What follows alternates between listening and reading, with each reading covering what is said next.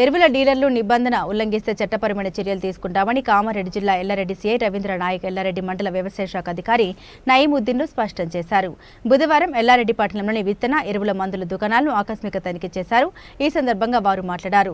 విత్తనాలు, ఎరువులు, పురుగు మందుల నాణ్యత, విక్రయాలను క్షుణ్ణంగా పరిశీలించారు.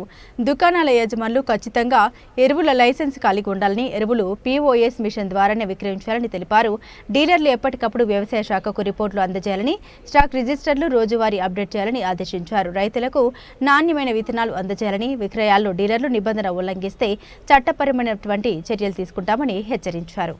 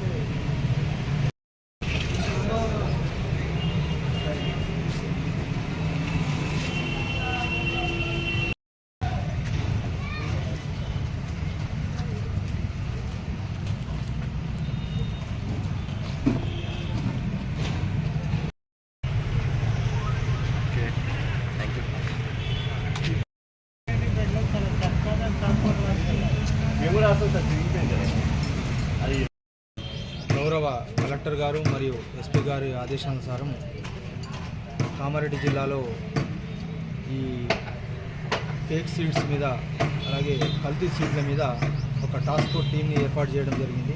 అందులో భాగంగా ఒక ఇన్స్పెక్టరు మరియు అలాగే అగ్రికల్చర్ ఆఫీసరు అలాగే AD గారు వీళ్ళందరూ టీంలో భాగంగా ఉంటారు. ఈ కల్టివేషన్ అయ్యే రోజు వరకు అప్పటి వరకు కూడా ఈ ప్రతి గ్రామంలో ఎక్కడైతే ఫర్టిలైజర్ షాప్స్ ఉన్నాయి, సీడ్ షాప్స్ ఉన్నాయి, అక్కడికి వెళ్ళి తరచుగా ఇక్కడ చెక్ చేయడం జరుగుతుంది.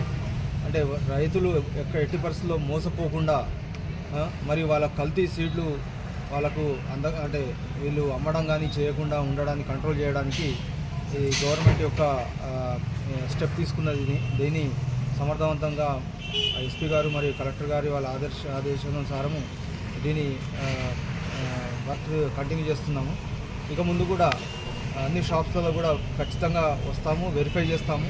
ఇది రిపీటెడ్గా కంటిన్యూస్ ప్రాసెస్ జరుగుతుంది. కాబట్టి ఎవరైనా వ్యవసాయదారులు మీరు కొనే పదార్థాలు ఏదైతే సీడ్స్ ఉంటాయో అలాగే ఫర్టిలైజర్స్ కానీ ఏదన్నా కూడా మీకు అనుమానం వస్తే ఖచ్చితంగా పోలీస్ కానీ లేకపోతే అగ్రికల్చర్ డిపార్ట్మెంట్ వారికి ఖచ్చితంగా తెలియజేయండి.